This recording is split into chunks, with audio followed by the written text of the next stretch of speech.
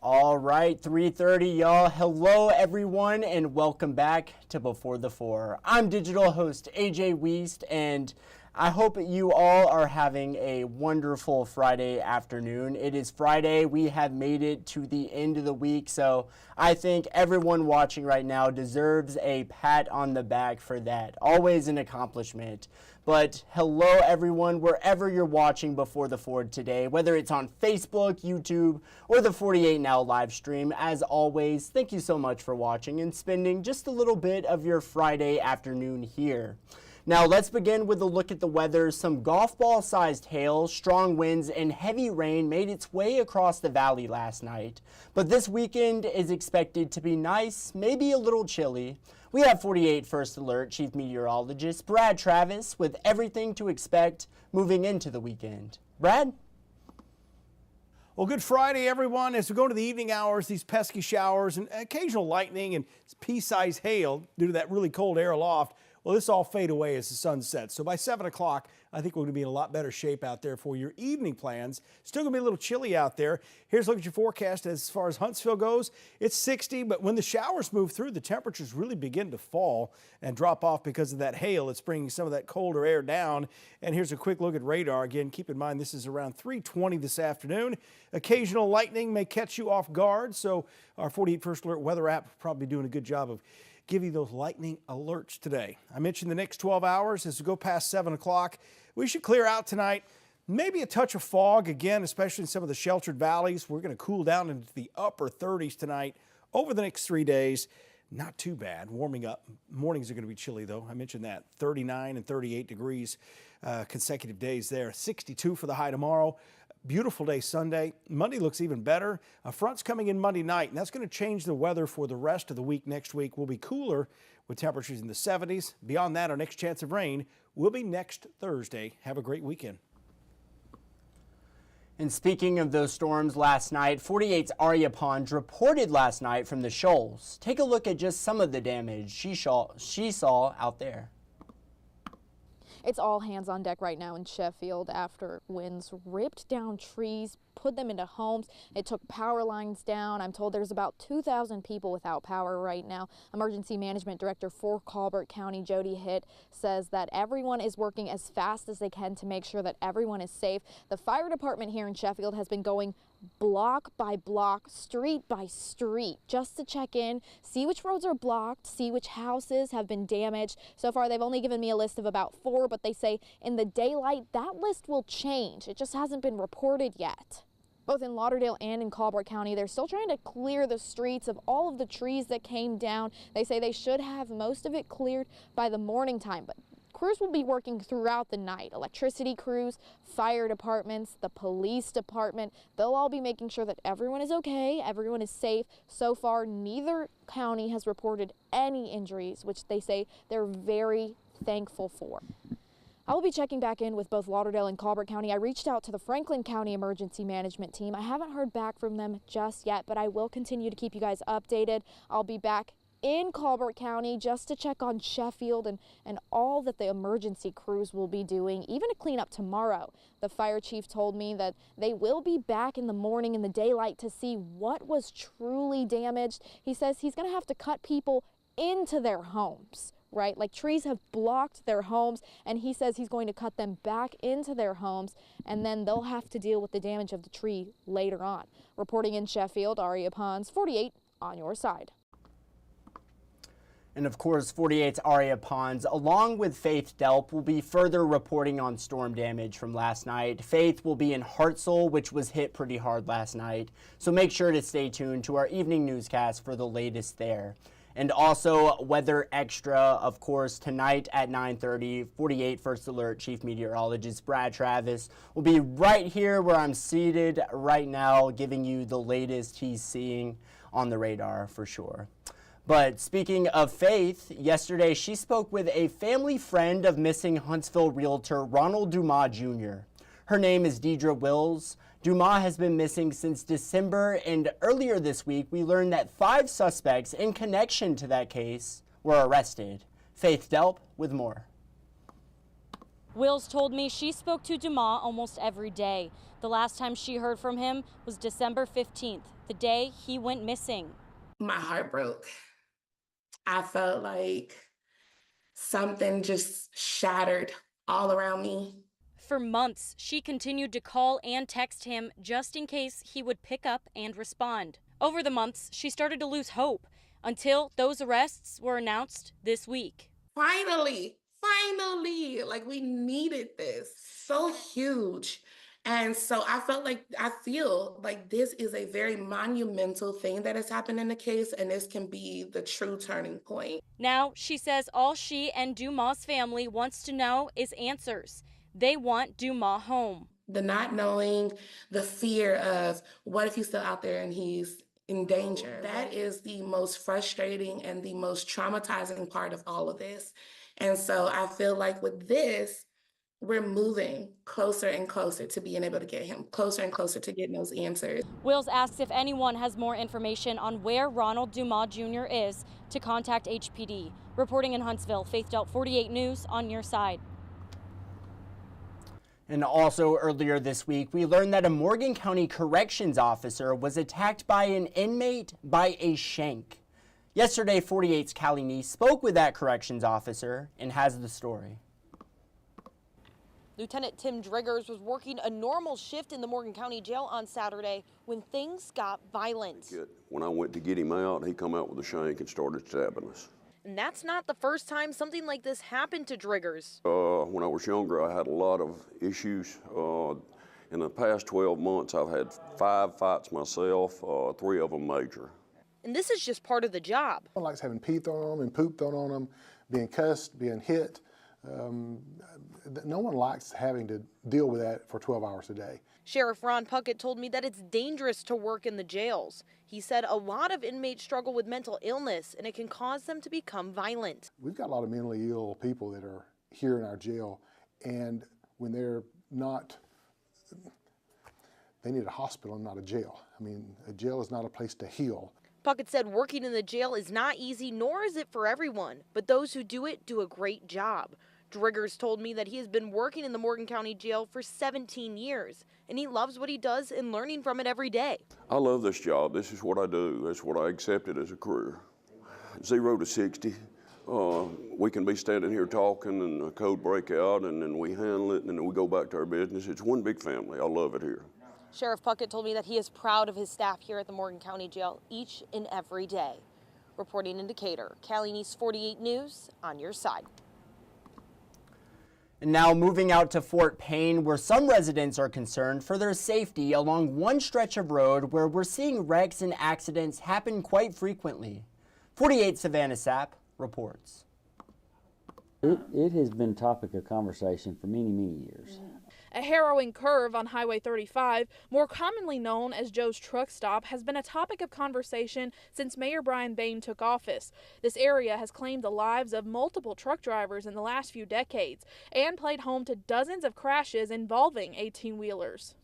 If they're going too fast, there's not any way for them to make that curve at the bottom of the mountain, that 90-degree turn. Robert Faulkner has lived in the area since the 1950s, and he says he has seen his fair share of crashes. They've been log trucks, they've been chicken trucks, they've been truckload of mules. Faulkner's father is the one who built this wall to keep trucks from running into homes, giving it the name Joe's Truck Stop. AlDOT has been approved to install a truck arrestor bed, which will hopefully ease the damage on what's left of the wall. If they halfway driving decent, yes, it'll work. But Mayor Bain tells me city leaders are looking for a more permanent solution. AlDOT has officially begun a study to determine if an overpass might be feasible to route trucks away from the curve altogether. We are looking at it. We do know it's a problem, and we do know that it's not an easy fix, and it's not going to be a quick fix. And AlDOT has already begun that study that will determine what will be the best options for Fort Payne city leaders. However, Mayor Brian Bain says it will likely take 1.5 years before they receive those results. In Fort Payne, I'm Savannah Sapp, 48 News, on your side. Well, now coming up after the break, we'll talk about a new bill here in Alabama that, if passed, will increase water safety while at the beach in the case of sharks being nearby. Some awesome things you can do here in North Alabama this weekend, and how one Purple Heart recipient is coping with PTSD by singing. He's even been on the Grand Ole Opry stage. We'll talk about it all in 1 minute.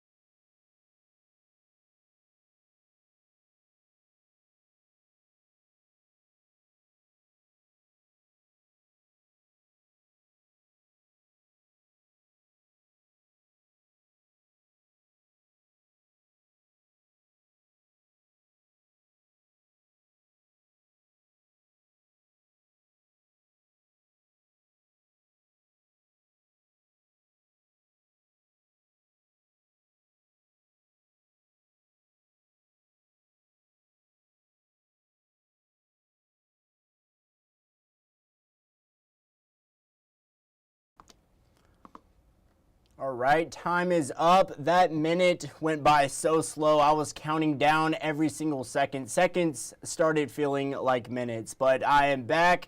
Hello, everyone, and welcome back to Before the Four.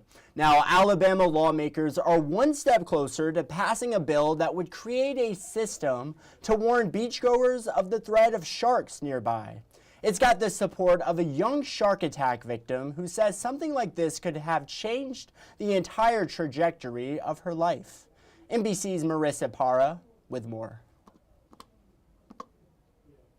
Southern beaches are full of spring crowds flocking to sand and warmth, but the potential dangers that lurk in the water are never far from mind. Like getting struck by lightning, you don't think it's going to happen. Now, Alabama could soon see an Amber Alert-style warning sent to cell phones about unprovoked shark attacks or after credible reports of sharks nearby. An Alabama House committee has approved a bill named after a shark attack victim. Yeah. The Lulu Gribben Shark Alert System Act is inspired and backed by 16-year-old Lulu Gribben, one of the 47 people hurt by sharks just last year. With this bill in place, we can prevent further accidents in the future, and I'm just so excited to be able to pass it. So, thank you. Last summer, Gribben lost her leg and part of her arm when she was bitten by a shark in Rosemary Beach, Florida. This video shows bystanders jumping into action to save her. Little did she know at the time, another person nearby was attacked by a shark just 90 minutes earlier. Should the bill pass, that's something she and others hope can be avoided. She was only in 3 feet of water, but had no knowledge that there had been an attack, a shark attack, a severe shark attack down the beach. And I can close it. Gribben has become an advocate for amputees and prosthetic technologies. Her Instagram account, Lulu G Strong, with over 260,000 followers, documents her inspiring road to recovery. Great work, great work. Including her emotional return to the ocean for the first time since her attack. Now she's doing her part to both protect and inspire. Never give up and stay positive, even in the most challenging times. It's hard, but you will get through it, and where there's a storm, there's always a rainbow. Very well said. It's very awesome to get an update on Lulu, that is for sure. And it seems like she is doing wonderful things now, and it is great that she is continuing to push this bill as well. But I've been talking about it all week. It's one of my absolute favorite events that goes on here in the Rocket City. And that truly says a lot because a lot of awesome events here. But the Battle of the Buffalo. It's happening tomorrow at Big Spring Park, the Chicken Wing Festival that raises money for cancer research and treatment. It's an all-around incredible event. And take a look at just what you can expect to see tomorrow. Tickets, if you buy tickets online right now, they are $25. That will get you 12 wings and a drink. The way that the tickets work is that there will be 6 stars on your ticket. Each star will get you two wings at a restaurant, so you can go try wings at 6 different restaurants. And if you are wanting to buy a VIP ticket, that will get you access into the VIP tent. The VIP tent will allow you to have unlimited wings. So you can get wings from any restaurant that you want, as well as unlimited drinks. And then we also do have an alcohol vendor there as well, where you will have a private line to get alcohol. So. And General Mission will have access to an alcohol vendor as well. Like Mark mentioned earlier, there'll be many other vendors there giving so many different giveaways and different experiences to provide there. So we're just super excited to have such a nice and fun time at Big Spring Park on April 12th. Yes, eat all the wings you can. Run that salmon 5K. It starts at 9 a.m. tomorrow at Big Spring Park. And then after that, you can just eat all the wings you want. You don't have to feel guilty about it at all. And it's all for a great cause. I mean, it's a win-win-win-win in my book. It's awesome. And I love wings. I love helping others. And yeah, it's just, I can't say enough good things about it. But now another thing you can do this weekend in Huntsville, the Green Team is celebrating Earth Month with several different events coming up. One of them happened today at John Hunt Park, the spring plant giveaway. But tomorrow at Hayes Nature Preserve, they're holding a free family-friendly event that will include the Rise Raptor demonstrations, other earth-friendly exhibitors, interactive displays, a vegetable plant giveaway, face painting, hot dogs, and much, much, much more. New events this year include the Science for Everyone show by Michael Green, the Science Machine from 11 to 11:45 a.m. There'll also be an educational bat show by Vicky the Bat Lady. A community cleanup will also take place from 4 to 6 p.m. on Tuesday, April 22nd at Gateway Greenway Park to commemorate the worldwide observation of Earth Day. The Green Team will also provide supplies, but some exciting stuff there. But now you guys got to check out this story, one of my favorite stories of the week.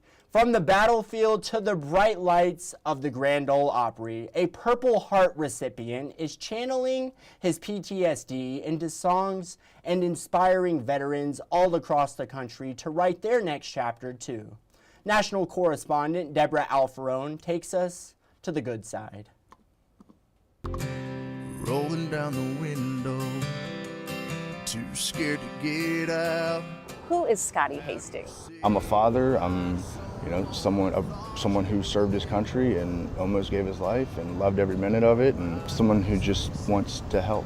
Scotty Hastings is also now a Nashville country music star, inspiring veterans and everyday people with his story and songs. April 21st, 2011, we were on patrol and there was a guy that was hiding behind a wall. So I walked up to him and I was about 10 to 15 feet from him, and he pulled a rifle from behind his back and just started spraying. My injuries are very extensive, but the main one that really affects me the most is my right hand. I feel like the Scotty that you're talking to and that's sitting here right now was born that day. It's been said the two most important days in life are the day you were born and the day you find out why. That second day came while Scotty was recovering at Walter Reed. You lost your best friend. I did. Adam Hamilton, and he was just one of those guys that was everyone's best friend. You know, you meet someone that you just instantly connect with, and he was just that guy. And I want to do everything I can to make him proud and kind of try to remind people that, of his life and who he was. How do you choose who comes back home?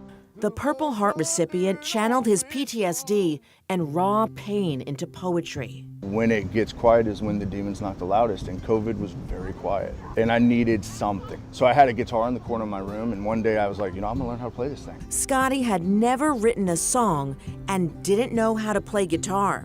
He credits YouTube, his tenacity, and his need to express his survivor's guilt. Tell me, God, did I win or lose? And now I get messages every day about, man, this song gave me a voice. It gave me the ability to talk to my family and when I couldn't and I didn't know what to say. This gave me words. Scotty now partners with PenFed Foundation, an organization that helps support military veterans. He's highlighting their programs while on a 20-city tour throughout 2025. There's a lot of veterans out there who don't understand what's out there and what's available. PenFed has this entrepreneur program, and there's a lot of veterans who are incredible entrepreneurs and have these incredible ideas, but they don't know that something like this exists unless they hear about it. So far, it's launched more than 100 military founders. It fits with Scotty's mission to leave no one behind on the battlefield of life. I try to live my life to the fullest for my best friends that will never be able to do that. Make sure that their sacrifice doesn't go in vain. In Washington, D.C., with The Good Side, I'm Deborah Alfarone.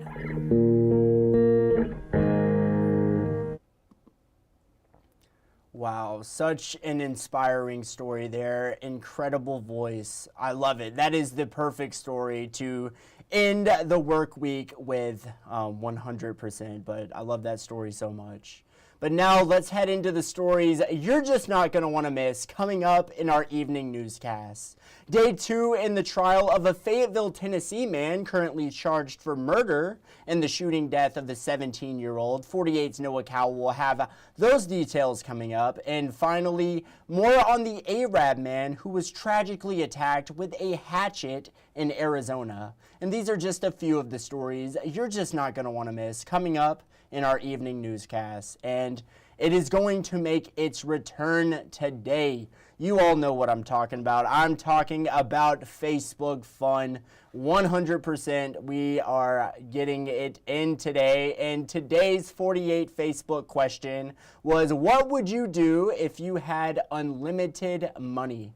And let me tell you, I saw some awesome comments to today's 48 Facebook question of the day. And let me just pull up a couple for you all.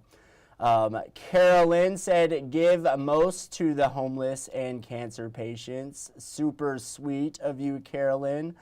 Cindy said, help people, especially children. Another extremely sweet comment. Cindy, thank you so much for commenting. Let's see, Freddie said, high on a mountain, away from the smog, fog, and lots of dogs. Hey, nothing wrong with that. You definitely got to get away sometimes. And yeah, that sounds like an awesome retreat. Give to my church first, help my family, and try to help all the homeless in our community. That was from Ann Rice. She commented today.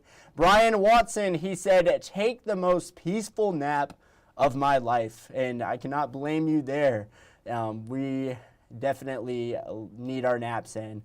First, I would probably pass out from disbelief, Denise. Me too. Me and you both. We would be passed out because I couldn't believe I have that much money. And then Troy said, help as many people as I could. Let's see if we can pull up a couple other comments. This is a new thing. Oh, Terry, here we go. Start a school or a program to teach adults the skills they need to move beyond wage and hour. And by skills, I mean a wide range of things. That's great. I didn't catch the rest of that comment, but you can find that on our Facebook page where we asked the 48 Facebook question. Here's another one right here from Benita. I would stop worrying. Me and you both, yes. Let's see, there's so many great comments today. It is so hard to choose just like a few. I have to shout out all of the awesome stuff that you all said. April Johnson right here, she said travel. Go everywhere. I would travel I would be in a different city every single day, or a different country even. That would be incredible. Let's see, here's another awesome comment right here. You all have such incredible comments. Let's see, I don't believe it's sent. Let's try it one more time. Give it away to my family members. Aw, help as many people as I could, from Troy Williams there. And this is a funny one right here. From Wade Fox, take Brad Travis out to get his Mustang supercharged. He's definitely talking about that. 100% Wade, thank you so much for commenting. But Yes, I could do this all day long, but I think that is just about it for today's Before the Four. Thank you all for sitting down this Friday afternoon and watching me on Before the Four. I hope you all have a fantastic weekend. If you haven't done so already, make sure you download the 48 News app, the 48 First Alert Weather app, and the 48 Sport Zone app. Turn on those push notifications and you will never miss a breaking news story. It looks like no rain for this weekend. Let's knock on wood there, but this is probably one of the first weekends here in severe weather season, March, April, that we haven't had a threat of severe weather, but all that can change, of course. Stay tuned to 48 First Alert weather this weekend and get the latest there. But y'all have a great night, and as always, thank you so much for watching.